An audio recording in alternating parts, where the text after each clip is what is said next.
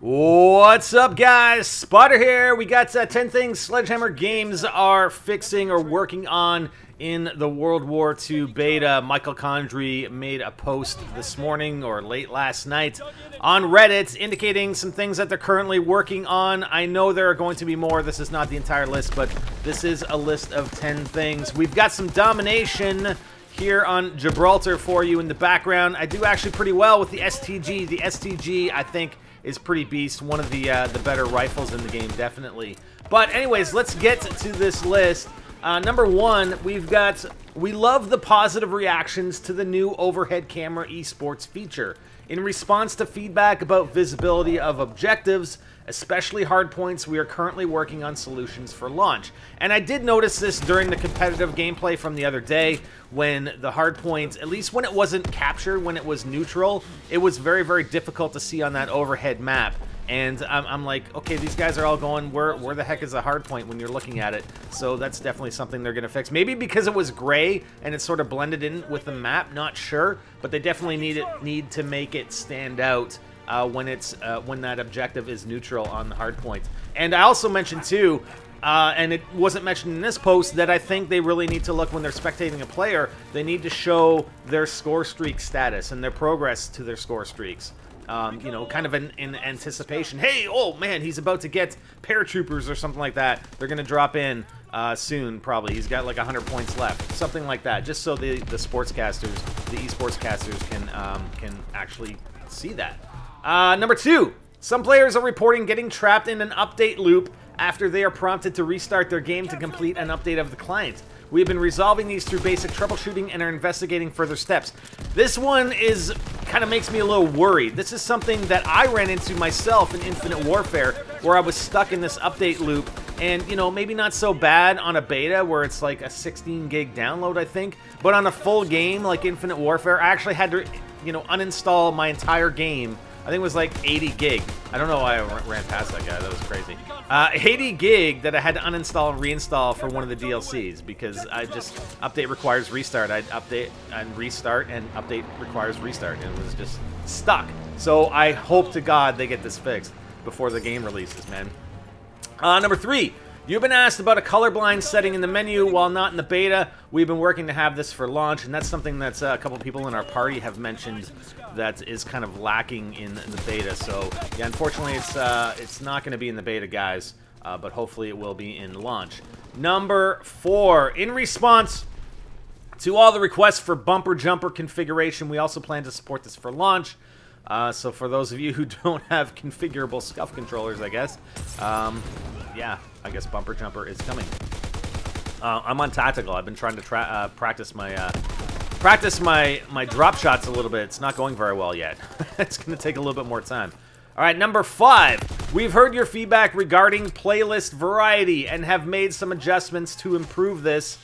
I'm not exactly sure what they've improved. It doesn't look like... There, let me take a look right now. We still have Find Match, Team Deathmatch, Domination, Hardpoint, Mosh Pit, and War. But, listen to this. You know what else would improve it? More maps and modes. So we got this coming, guys. I don't know if it's going to come today or tomorrow or next weekend, but I'm hoping that they're going to bring in a couple of more game modes and maybe a couple of more maps. That would be amazing. And I mentioned in the video the other day, or yesterday, that we got to make some noise on social to get these guys on this. We want more. We want more. We always want more, don't we? Okay, number six. We've heard your feedback on the paratrooper score streak having some edge case issues. We made some adjustments today, but they didn't address the core issue in the way we wanted. We've got new fixes coming soon. I'm not sure if they're referencing an earlier statement they made about the paratroopers like coming in off the map. So some issues are occurring there. And hopefully they get resolved. Number seven, we are investigating a bug that causes some players to be kicked back to the main menu after accepting an invite from the load screen of any map. I haven't had that problem because I've been the one doing the invites for the most part, but I know it's been an issue losing party members big time. Number seven, number eight, there is a bug causing the title to crash when an invitee accepts an invite while entering a match when the inviter is also entering the match. Again, something I haven't experienced myself, but you know, it's something happening on people who are getting invited to matches. Number 9. Some of you have noted that the incendiary shells feel too strong. We're looking into data to determine if a nerf is needed. Now, I don't know about this one. I know the incendiary shells are pretty awesome, but I don't necessarily think they're too strong. I mean, when you go into a match and get melted by PPSH every 2 seconds, you're going to be freaking out about, you know, the PPSH feels a little bit too strong or whatever. But, you know, I've been in some matches, and particularly, I think it's point to hawk, which is, you know, just a real, especially in the trenches, it's real close quarters. You are going to get owned by shotguns. I mean, shotguns are, you know, going to win over SMGs and over assault rifles in the trenches, for sure. So, I don't know.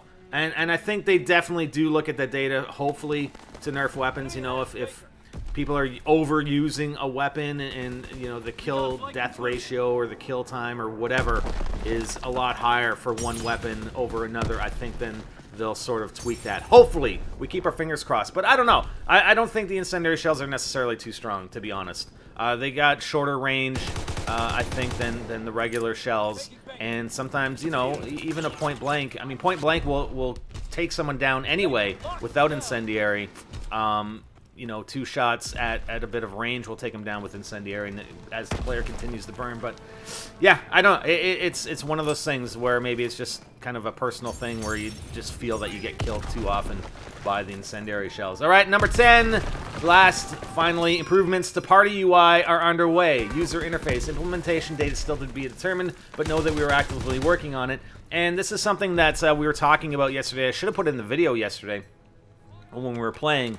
You know, it's really hard to manage a party when you go into, you know, social, and you have to scroll over 3 spots under social to go to party to see who's in your party. I mean, every Call of Duty, it's been on the right-hand side of the screen, on all the screens. I don't know why they thought they needed to remove that, but seeing players in your party, especially when you come out of a match and players get dropped all the time, or when you go into a match, I mean, that's a kind of a different case, but when you're coming out of a match and players aren't in your party and you don't know, especially if they're not on with you necessarily, it's like, oh, they're gone, what the hell? And you're already into the next match because you can't see on the right-hand side, again, unless you scroll over to social and then under social scroll over to party, and that's the only way you see the players that are in your party. So I really hope they fix that. I mean, you know what, like I said, and this goes sort of along with the pick 10 almost. If it ain't broke, don't fix it.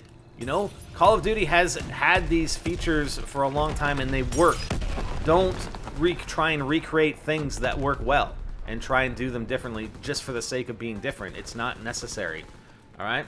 The other thing that we were talking about as well, and I think this hasn't been the case since Ghosts, is showing connection status and who's host.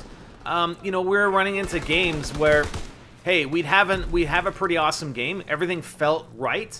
And then we get into a game, and I don't know if it's because of the host issue or not, but it's like losing every single gunfight. I mean, you'd be the first to start firing at the enemy player, and you would just get melted every single time. I mean, we've gone into a couple of games like that. It's like, you know what? We're not this bad. Seriously. And you know, maybe the players on the other team are actually pretty decent, but we're not this bad. There's no way we're losing every single gunfight.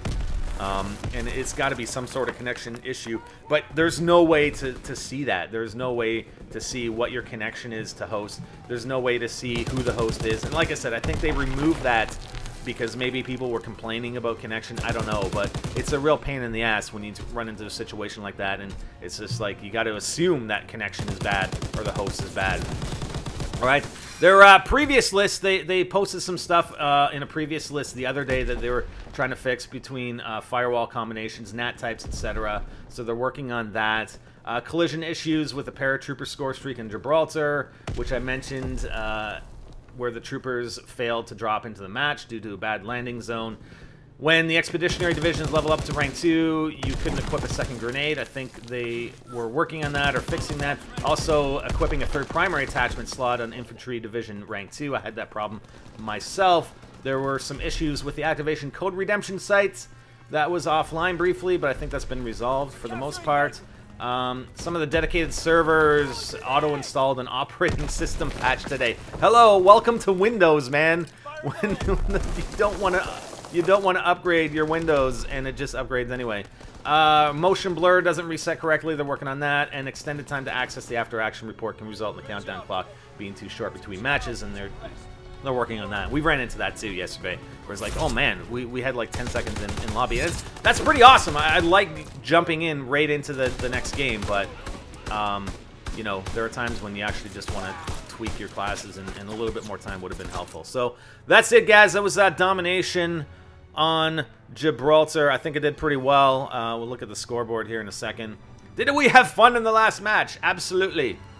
Because I did well. 23-10 with 5 captures, 6 defends. Not too bad. Top of the leaderboard. Once again, I'll have more for you soon, guys. All right, so stay tuned. World War II beta with Spider-Bots, and I'm out.